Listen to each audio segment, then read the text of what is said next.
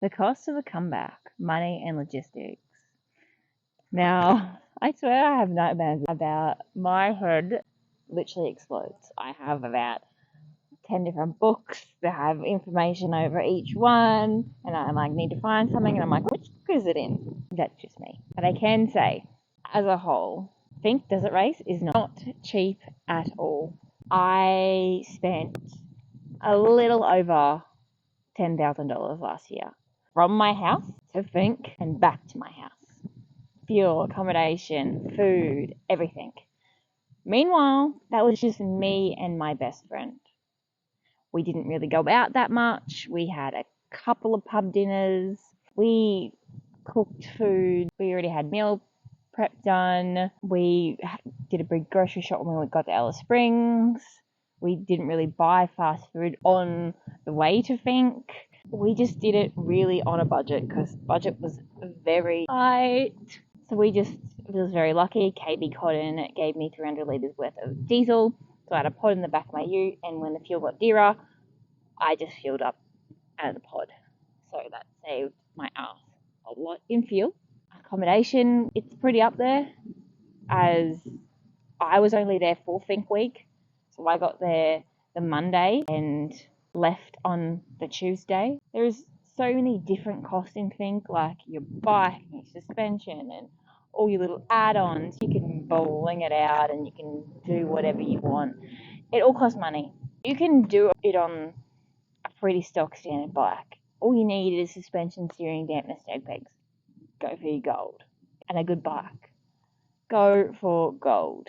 You need a transponder and you need a national license. But they're little things that are very easy to get. They're your basics. Go with that.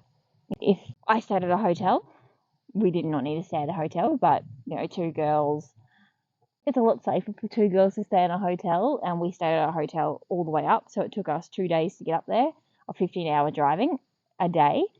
So we stayed at a hotel on the way up there, every place, and on the way back, we stayed at hotels everywhere. We did not rough it because, well, it's not really safe for two girls to be swagging it in the desert. That's just my opinion. I would not sleep.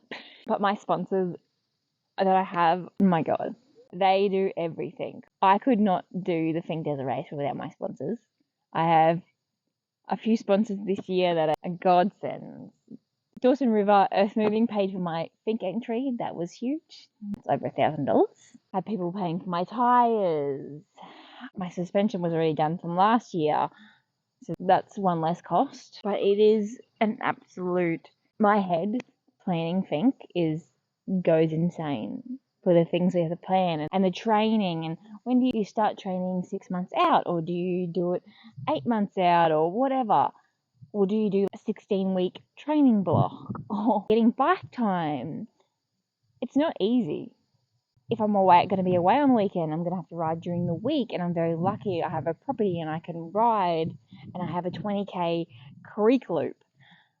Very lucky. But there is so much that goes into it, and I think to myself, coming up to Finke is a really hectic time at work for me. We are cotton picking, we are prepping ground, we are doing 12-hour shifts, so we're working from dusk to dawn. I'm leaving in the dark, coming home in the dark, doing 12-hour shifts, then doing gym, and then finding time to ride my bike. It gets pretty insane. It's all going to start, my work is all going to start ramping up around March. So it's going to be started 12-hour shifts, and it's going to be hectic. Absolutely hectic. But that's okay. Everyone has different situations. You just got to adapt and figure it out. If you want to do it, if you can dream it, you can do it.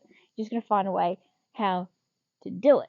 Finding people to go with. Do you have your family, like your mum and your dad going, and your brother and sister, or do you have a big crew that can help you out with fuel stops and all that sort of stuff, helping you train and pre-run and keeping you on track and making sure that you're eating, you're drinking, you're fueling your body? It's insane. It is hard to keep track of sometimes. But I've done this race 3 times now, and this year will be the 4th. And I'm getting better at organising myself. I know what I'm doing. But for someone that's a first timer, It's scary. And I think I get more overwhelmed now because I know what's going to happen than when I was a first timer, when I was sort of just winging it. And I'm just going to go with the flow, right? Now I'm like, oh, this is going to happen. This is how much it's going to cost. This. But it all works out. It all works out.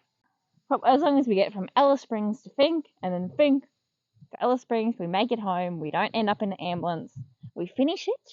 I finished the desert race last year, but I ended up in an ambulance after I finished it. We want to make it safely. We don't want a painful trip on the way home, because that was not fun at all. Driving 30 hours home with broken ribs is not fun, and the roads aren't smooth either. Northern Territory roads, yes, great. Queensland roads, no thank you. How do I fundraise for some money? Do I do a community day and have a barbecue and do a raffle and make some money? Last year I did a supporter shirt and I went 1 for 100, and one was $1, 100 was $100, and you get your name on it. And then I wore that shirt at Finke, and it showed the support, and it made money that way. There are so many different options that you can make. You could help make some costs, like some fuel costs or some bike parts or accommodation. There is always a way to get something done. You just have to figure it out. So I really hope that helped you. I feel like it probably didn't, because that's just my brain. I thought I'd give you a little bit of insight into my brain. It's a whole thing. But thank you for watching. If this helped you, share it around and stay tuned for the next episode.